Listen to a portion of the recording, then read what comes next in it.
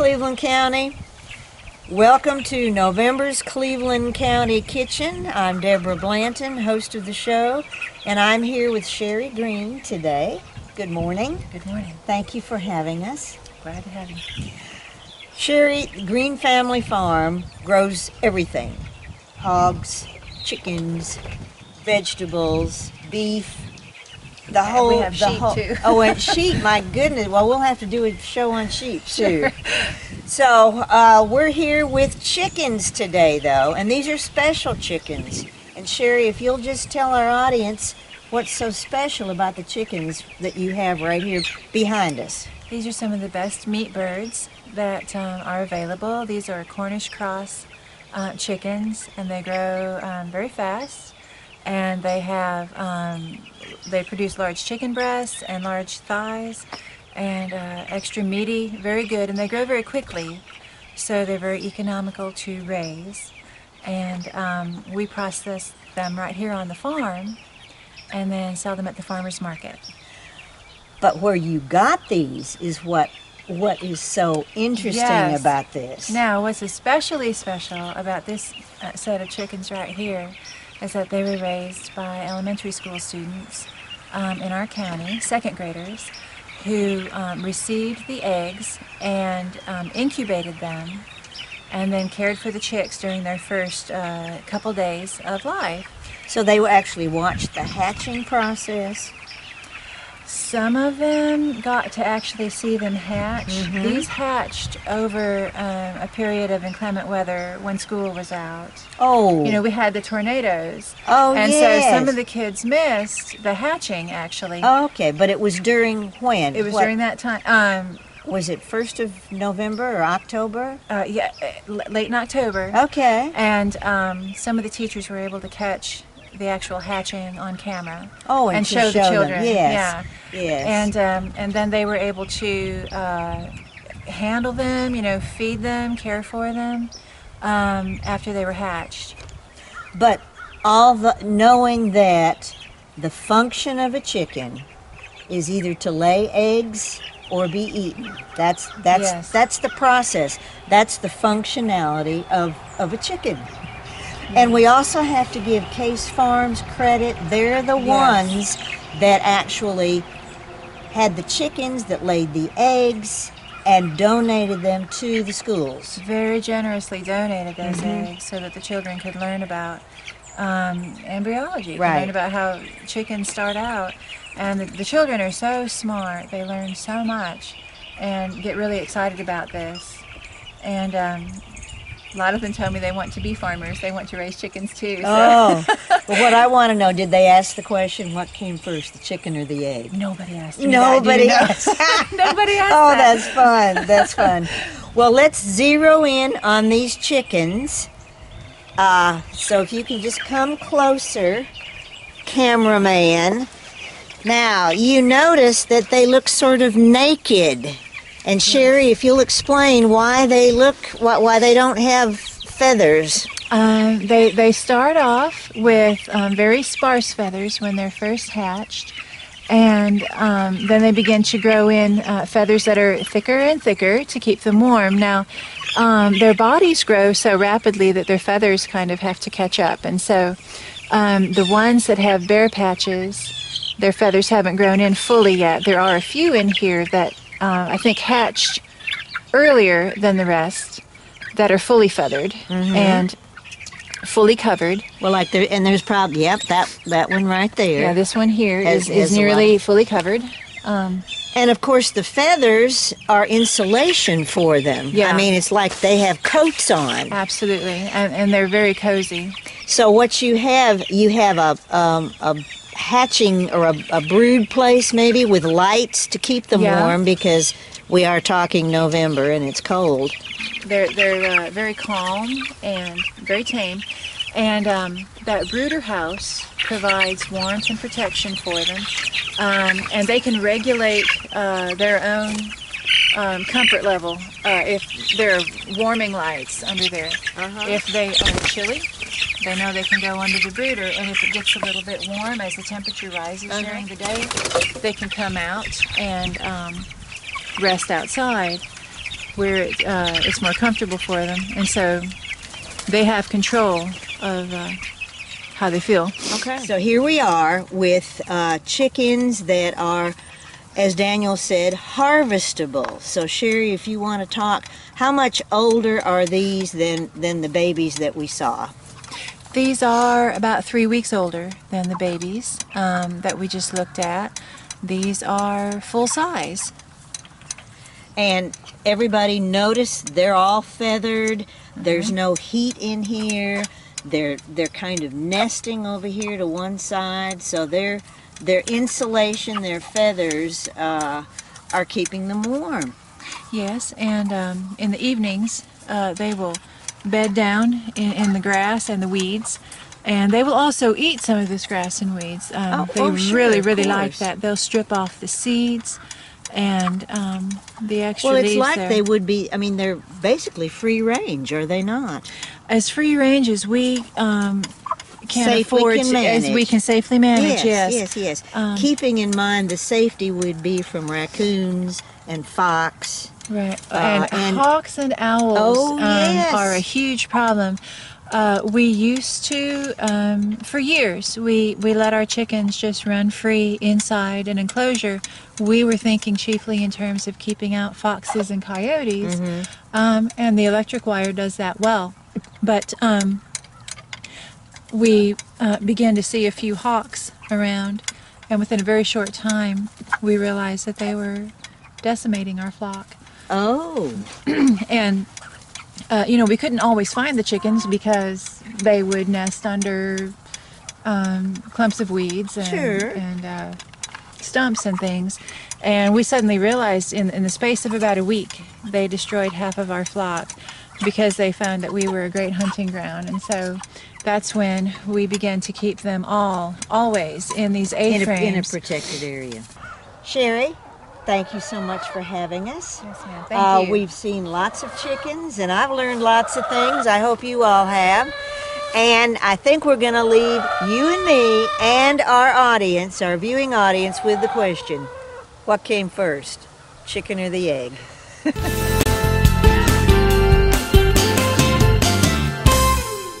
Be a part of building the future. Be a welder. The welding technology program at Cleveland Community College prepares you with the science, the technology, and the skills to be a successful welder. Experienced instructors using state-of-the-art equipment train students using industry-standard skills developed through classroom training and practical application. Successful graduates are in high demand and are employed as entry-level technicians in welding and metalworking industries. Learn more about Cleveland Community College at 704-669-4077.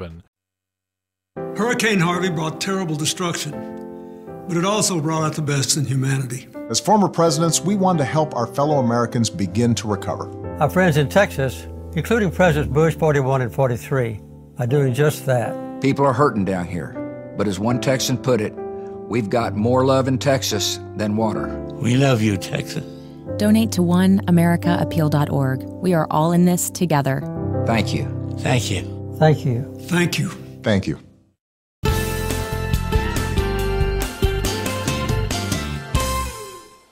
Well, welcome Cleveland County back to Cleveland County Kitchen.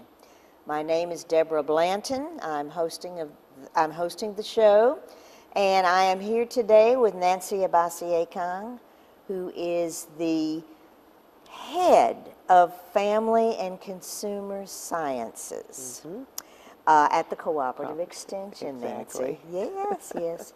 And we're here today talking about chicken. We've been to the farm, we've seen the chickens, and of course we know they'll be killed and then we will eat them. So why do we need to eat a chicken? What nutritional value does a chicken have, Nancy? Okay. Well, Deborah, yes. Here we are all very familiar with chickens and other type of poultry on our dinner plate here, and we know that those at the farm are raised in production to be food. With poultry, then that takes in not only chickens, but turkey, duck, and goose are all in that poultry classification according to USDA. But chickens specifically is something that is maybe more affordable. It's size-wise, it suits many families. We know we can have whole chickens. We can get chickens cut up. We can get just the breast or legs and thighs, or lots of different combinations. So that's convenient. It's prepared or comes to us packaged for convenience and easy use. But poultry and chickens in particular are an excellent source of protein. Yes, of in course. a 3-ounce chicken breast, for example, you would have about 27 grams of protein, and it is leaner and has less saturated fat than many other types of meats and other poultry or other types of protein. Okay. Certainly other than red meats and so forth. Yes, Thigh, yes, even of the course. thigh of chicken and so forth. Your breast would have less of the saturated fat. And we can take the skin off either before or after cooking, and that also affects the amount of saturated fat that you have there, which of course has to do with cholesterol and heart health and so forth. We want to limit the level and the amount of saturated fats. Right, so there is more fat then in the skin, and that would, of course, it's around the bird, so you could easily remove that and remove a whole lot of the fat. Of the fat, that's right, of the fat content. And if you wanted to remove it and before you prepare your chicken, you can do that, or you can roast or bake or fry, whatever, with it on, and then remove it before eating. Right. Would be another way to manage that fat intake. Right, what you're actually getting. Well, please explain why would a chicken have like a white breast and there's white meat and dark meat in a chicken. And I'm not remembering my turkey. Is it all dark meat in No, it's also, everything would have some breast. The breast and wing portion on a chicken or a turkey would be your white meat. Okay. Just in a general term. All right. And then the thigh, the leg, would be the back area, would be your dark meat, where you would have more fat and often more flavor there in those dark meats. Oh, so there is more fat then in dark meat than white meat. Is that correct? Yes. Okay. Yes. So if you're wanting to really eat lean, often someone will be eating white meat, just the chicken or turkey breast and so forth. But for flavor, and with the amount that you would eat, because the serving size is 3 ounces, so if you like the dark meat, that's perfectly healthy for you to be eating the dark meat as well as the white meat, or a combination, or sometimes a person may prefer one over the other. Right. And you're fine to eat either. Now there are other nutrients in chicken. Good. Selenium, B vitamins, you have B6, B3. So we're looking at the protein that is helping with metabolism. We're helping with so many different things that are key, building muscle, bone structure, and so forth. So this is another one when we're looking at the MyPlate. Yes, we have protein then as 1/4 of the plate, and then chicken would be one option. And of course, we also want to eat proteins from plant sources and other things that we've talked about before. Right, like our Crowder peas. Yes, very much like our Crowder peas. Duck and goose, I know around the holidays you see them in the store, frozen of course, but are their meats higher in fat? A little higher in fat. Now to look at a comparison, we may be able on the publication, we will have some publications listed on our Cleveland County Kitchen site. Good.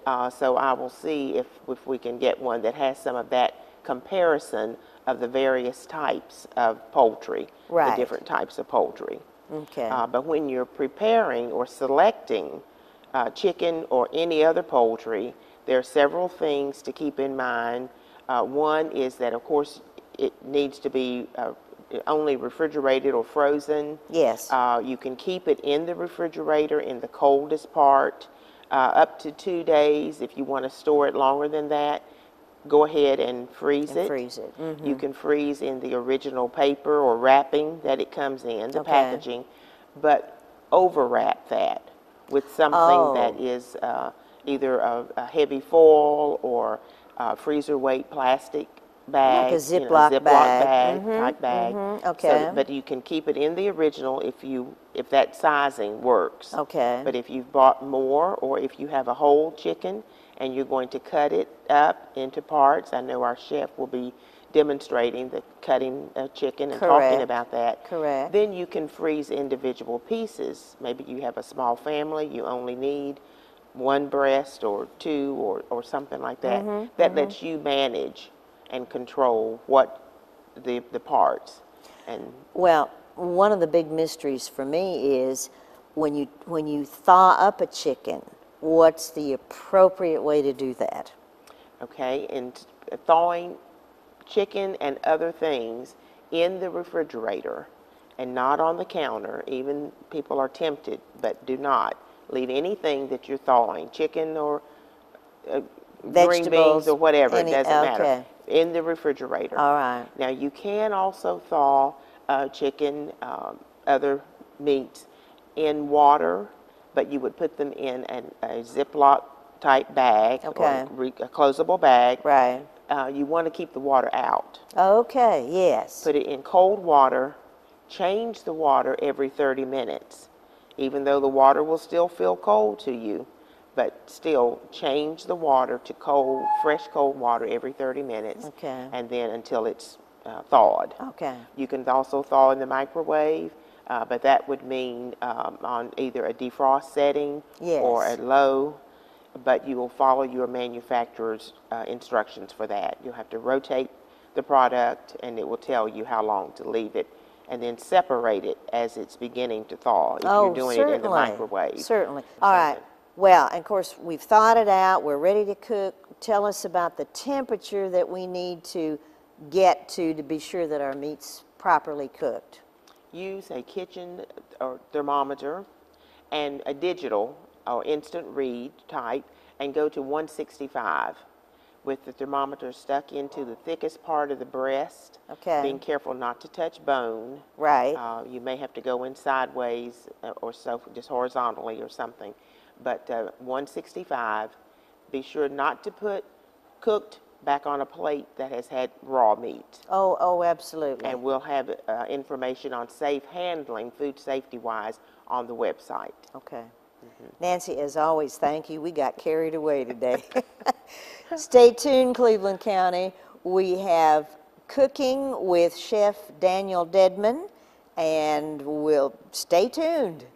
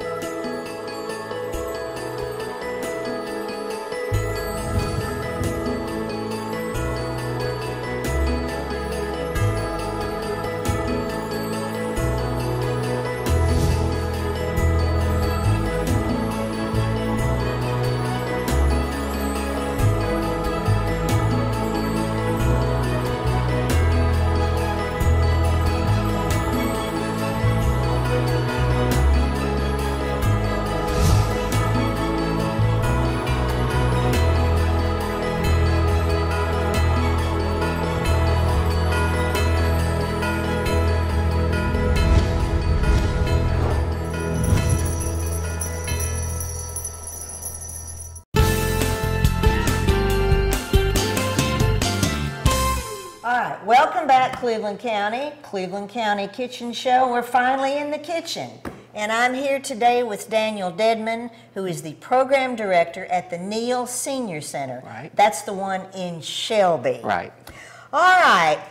We are, as you know, we're doing chickens. I thought it would be beneficial to you viewers to see how to cut up a chicken. So Daniel, if you want to start cutting up the chicken. Okay. The reason we're doing this is because it is so much cheaper to buy a whole chicken, cut it up yourself, and that plus you have everything else that goes with the chicken that you might not want to eat, so that you can have chicken stock, which again is so important. So you have cut off a leg. I have. All right. And you want to describe what you're doing when you're bending like that? Well, what I'm doing is I'm popping the joint. All right. And then once that joint's popped, you will look for a little ridge in between there where the bone and the body is, and then you're just going to cut right up and through that, just like I did there before. All right, good, good, Okay. good. So those are, so that would be 2 legs and 2 thighs. Right. And So we'll cut up 1 thigh so you can see how that happens. right, and you just want to turn this part over, and then here again. And this is the meat side. The skin kind of hides it. So Right. we've exposed where the bone and the joint is. Right, and then you want to just look for like right here where the joint is, where the leg connects, and there's a little fat ridge there. Just cut through that. Oh, perfect. All right, now we're going to drop all these pieces over there. We're only going to do one because the other leg's just the same. Right. All right, now we have the wing, and we're going to do 1 wing, Daniel. Right. And what you're going to do is you're going to hold the wing up this way, and right there you can feel there's a little pointed section, and that's right there where the joint is. All right. So what you're going to do is just go ahead and just, with your knife, you're just going to slice through it just like this, and then just let it hang and just let it go. Okay, good. And then right Toss there it that is. right over there. Now, we have 2 breasts, one on either side. Let's try to Okay. make that happen. Okay, well, you also want to go ahead and cut the breast away from the back. Perfect. So you want to go ahead, and then you'll go ahead and look for that fat ridge right there, and you're going to cut just along that little ridge right there. And that's And all chickens have that fat ridge, They right? do. All right, that's good to know. And that's one good thing about cutting up a chicken like this is due to the fact that because of these ridges, you're able to, that acts as your diagram. Perfect, yes. Right. And then you've got this right part right here, and this is the back. And then you can just cut this. And then you save that, and of course that's going to make stock. Oh, yes, yes. So you and save of course that. there could be some meat, but anyway. All right, breast is probably what most of you prefer. I really prefer the, keep cutting. Sure. I really prefer the thigh myself because it's a little bit juicier. It's not as dry as a breast could be. Oh my gosh, look at that. Yeah, that breaks the bone in half so that you can cut it in half. Who knew? Yeah. Isn't this fascinating? And so then you just go ahead and cut that. And then right there, you've got your 2 chicken breasts. And if you want, and then you can just... Oh, and use your kitchen scissors. Yeah, Right. I've got one of those, and I really Right, use it a lot on vegetables and. Right, and you can cut this away too if you wanted to. Sure. And then if you wanted smaller breast, of course, you can cut those 2 in half. Perfect. And that's all you. That's all you do. 3 minutes worth. Great. Okay. Now let's prepare our roasting chicken. Okay. What Daniel and I thought would be something good this time, because it is Thanksgiving. Keep working. Okay. A turkey may be too big for your family. But this is, what did we decide? This is a 4-pound chicken? This is about 4.5 pounds. 4.5 pound chicken, which would be just a wonderful size, say, for a family of 4. It is, because most, some families, of course, don't want to cook a whole turkey, especially if there's only just a few people. Right. Now, what you're doing, you are brushing butter liberally, mixed with what? This is mixed with fresh rosemary, fresh garlic, olive oil, and this has also got a whole stick of unsalted butter in it. Wow. So now, why would you not use salted butter? You could if you wanted to. I use unsalted because that's just my preference. Oh, okay. Yeah, you could use the salted if you wanted to, but here again, like I say, that's just now, mine. the recipe will be on the website. So if you want to know how much butter, a little bit of rosemary. Oh, and we've already said, though, 1 stick of butter. So and also the zest of 4 lemons. zest of 4 lemons Yes. is in what you just spread It is. here. Yes, that's of course the colored part of the lemon. Oh yeah, that's why he had like 2 naked lemons. So Right. I got it. Okay. All right, So for now, what's next? Well, for the whole recipe, you will need 4 lemons. So what I've done is I went ahead and I've juiced 2 of these. Right. Now you want to go ahead now and put your chicken in your In the roasting pan. Right. Okay. And then you want to go ahead and just pour, this is the juice of 2 of those lemons. You're just going to pour that all over that. Okay. And then you're going to salt and pepper the whole bird. Okay. And of course, now if you wanted to do Now, this... why would you not use salted butter? Because you're putting a lot of salt on it. Well, of course, like I say, you could adjust the amount of salt according to how Let's salty. keep shaking. Of course, Let's keep shaking. according to how salty you like your chicken. Right.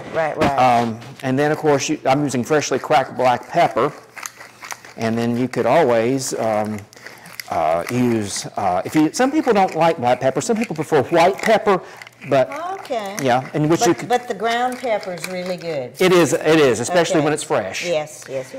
And then you want to take the other 2 lemons that you have, of the 4 that you've zested, and you can go Right. ahead and start stuffing the cavity with it. Oh, yes. See, remember we're stuffing chicken for Thanksgiving like Yeah. you would stuff a turkey. Exactly. Oh, this is great, And Daniel. and just stuff it with fresh lemon. Ooh, yes. And then you've also got some onion. Perfect. You got to have onion when you do a stuffing of any kind. So this, of course, will be a. Is this one whole onion? This is a small onion. Small onion, And you, okay. Yeah, and you just pack all that in. Cram it in here. Pack it in there. Oh And, my gosh. Yep. And And how easy is this? yeah, you can't get much easier than this. You can't. And even, just being able to handle something as small as a 4.5 pound chicken. Right. And also, this is a sprig of fresh rosemary. Yes. And I'm going to go ahead and just break this up and so that it will get the oil from the, or the essence from it out. Okay, And and you you're just going to stick that right in there? right in All there. That's great. Yeah, now if you wanted to, you could tie the legs up. I normally don't, and Okay. so that's purely optional. All right, So this is now ready for the oven. Well, let's put it in. Did you preheat it? It is preheated At to 425 degrees. 425 degrees. We're going to leave it in, see if I remember, 425 for 45 minutes. Exactly. Take it out. There will be all this juice in the pan now. It will We're be. going to spoon the juice on, stick it back in for another 15 minutes. Exactly. And it's done. It is. Perfect. Here, if you want to do that. Okay. And we got your oven right here. Okay. All right, it's ready to go. My all set. gracious. We'll have lunch after this. Absolutely. And then, and we also have for the viewers to be able to see what this looks like. All right, and here we go. Oh, Daniel, is that not beautiful? This is what we're having for lunch. And there it is. It's So all there finished. it is, and and you didn't tie the legs. You would No. if it would be okay. And you've got the lemons. Got the coming lemons out. and everything. Oh my gosh, I can't thank you enough. You're very See, welcome. being nervous was okay. You did better. Thank you, Cleveland County, for watching. Happy Thanksgiving.